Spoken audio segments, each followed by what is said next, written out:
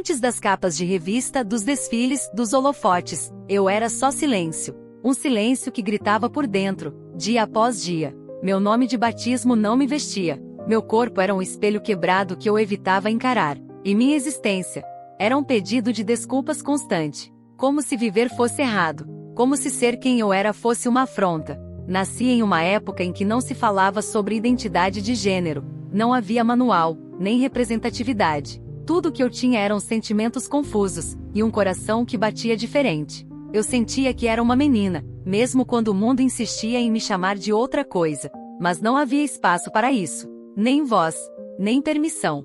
Ainda muito nova, aprendi a fingir, a disfarçar meu jeito, a baixar o tom da voz, a esconder meus sonhos. Eu via o medo nos olhos da minha mãe, e o desconforto no meu pai. Eles não sabiam o que fazer com uma criança que não se encaixava. E eu, tão pequena, já entendia que seria preciso lutar, mesmo sem saber como. Foi assim que minha história começou. Não com aplausos, mas com silêncios. Com portas fechadas. Com lágrimas escondidas no travesseiro. Mas dentro de mim, uma certeza já nascia. Um dia, eu seria quem eu sou. E ninguém mais teria o poder de me apagar. Na adolescência, tudo ficou mais difícil. Meu corpo mudava, mas não como eu esperava. Era como se cada manhã me afastasse mais de mim mesma. E cada olhar na rua fosse um lembrete cruel de que eu estava no lugar errado, com o corpo errado, na pele errada. O espelho me dizia uma coisa, o mundo, outra. Eu me apaixonava em silêncio. Amores proibidos, platônicos, impossíveis. Sentia o coração disparar por meninos que nunca poderiam saber. E isso me fazia me sentir ainda mais sozinha. Porque não era só o preconceito dos outros, era também o medo de ser rejeitada por quem eu amava. De não ser compreendida. De ser apenas um segredo. Na escola, aprendi a andar rápido pelos corredores, a abaixar os olhos, a engolir o choro, os apelidos, os risos, os empurrões, tudo fazia parte da rotina. Mas o que mais doía era quando o silêncio vinha de quem eu esperava proteção. Algumas pessoas da minha família fingiam que não viam.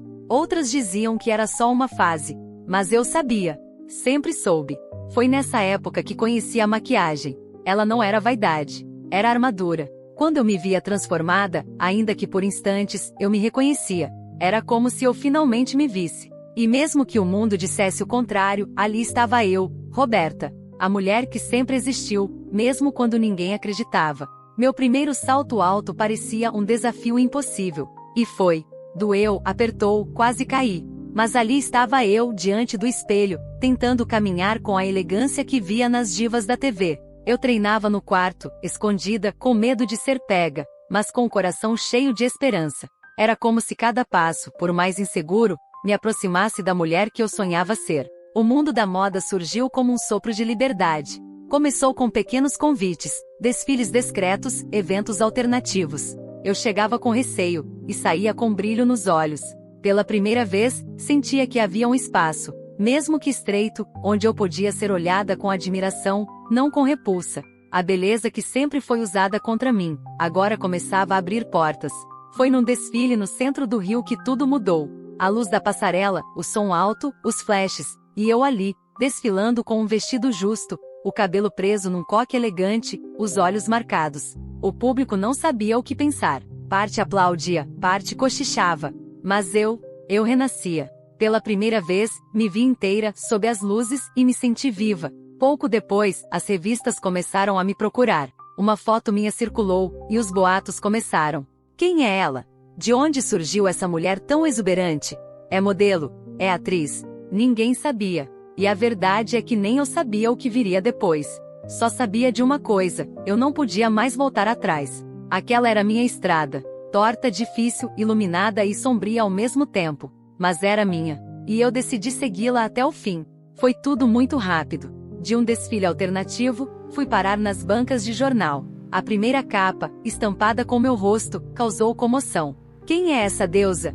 Diziam uns. Isso é um escândalo. Gritavam outros. Eu sorria para os flashes, mas por dentro tremia.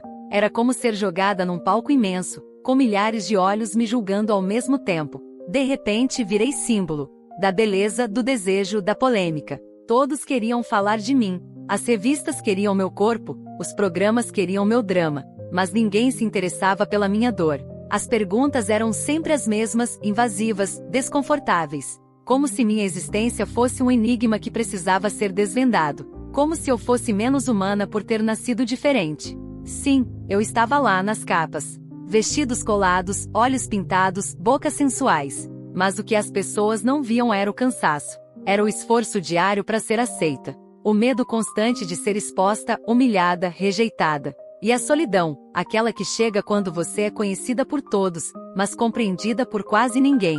Na TV, nas passarelas, nos bastidores, eu sorria. Era minha armadura. Mas quando as luzes se apagavam, voltava a ser apenas Roberta. Aquela menina que só queria viver em paz. Que sonhava com amor, com respeito, com um lugar onde pudesse existir sem ter que se explicar. Naquela época, o Brasil não estava pronto. A verdade é que talvez nunca tenha estado. Mas eu já tinha ido longe demais para recuar. E mesmo sendo arrancada de mim mesma tantas vezes, eu continuava. Porque, no fundo, minha luta não era só minha. Era de todas que, como eu, foram obrigadas a viver na sombra para não sofrer. No início, era só brilho, convites, entrevistas, contratos. Eu era a mulher do momento. Mas bastou eu reivindicar algo mais do que o papel de musa exótica, bastou eu mostrar que queria ser reconhecida como ser humano completo, e tudo começou a mudar. Os elogios viraram insinuações. As capas viraram manchetes sensacionalistas. Cada passo meu era vigiado, cada escolha, julgada. A imprensa me devorava com um apetite cruel. Faziam piadas com meu nome, com meu corpo, com minha identidade. Aquilo não era mais fama, era exposição. Um tipo de violência invisível, mas que me consumia aos poucos. Lembro de um momento especialmente doloroso. Um programa de auditório, ao vivo. Eu havia sido convidada como atração principal. Cheguei linda, confiante. Mas bastou sentar no sofá para sentir o veneno escorrendo nas perguntas. Você já foi homem? Isso é natural mesmo? Você já fez a cirurgia? Risos da plateia. Zoom na minha expressão. Eu segurei as lágrimas. Terminei a entrevista.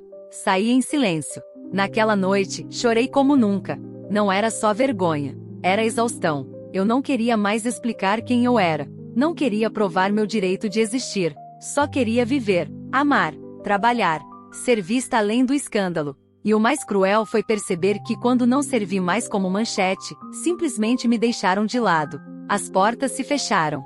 O telefone parou de tocar. Os olhares, antes encantados, viraram desdém. Era como se eu tivesse sido descartada depois de cumprir o papel que criaram para mim. De um espetáculo exótico que já não causava mais tanto alvoroço. Mas por trás daquela rejeição, havia uma verdade. O Brasil ainda não sabia lidar com alguém como eu. Uma mulher trans, bela, visível, que ousava ocupar espaços que diziam não me pertencer. Eles não sabiam se me amavam ou me odiavam. E enquanto decidiam, me apagaram. Depois de tudo que enfrentei, chegou um momento em que precisei escolher. Continuar lutando contra um sistema que me devorava por dentro. Ou buscar um lugar onde eu pudesse simplesmente respirar.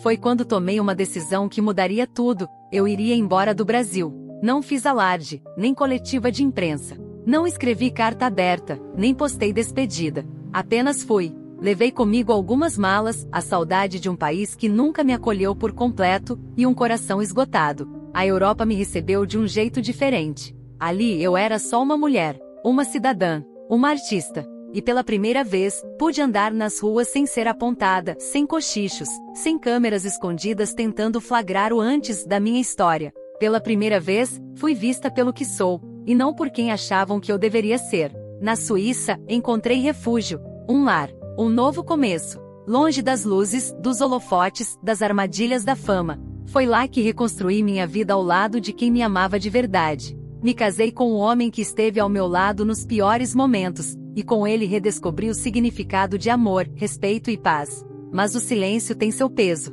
Anos se passaram. E do outro lado do oceano, o Brasil parecia ter me esquecido. Nenhum convite, nenhuma lembrança, nenhuma homenagem.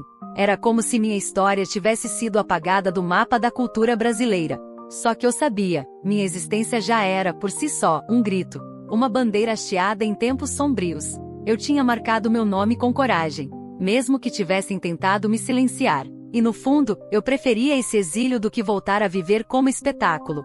Porque aqui, pela primeira vez, fui dona da minha história, sem interrupções, sem cortes, sem manchetes maldosas. Depois de anos de silêncio, algo começou a mudar. O Brasil, aos poucos, foi descobrindo que não podia mais ignorar a verdade que eu representava. As conversas sobre identidade, respeito e diversidade começaram a invadir espaços que antes me excluíam. Quando voltei a pisar em terras brasileiras, não era mais a menina que fugiu. Era uma mulher que trazia no peito cicatrizes, mas também orgulho. Orgulho de ter sido pioneira, de ter quebrado barreiras que pareciam intransponíveis. Vi um público novo, mais aberto, que olhava para mim não como um escândalo, mas como uma inspiração. Foi emocionante receber o reconhecimento, mas também trouxe lembranças dolorosas. O caminho não foi fácil, e o preconceito ainda insiste em aparecer. Mas hoje minha história serve para algo maior, para que outras mulheres e homens trans possam viver com mais liberdade, amor e respeito. E se eu pudesse deixar um legado, seria este: nunca desistam de ser quem vocês são. Mesmo quando o mundo quiser calar sua voz, mantenham-se firmes, porque a verdade sempre encontra seu caminho. Ser Roberta Close é ser resistência.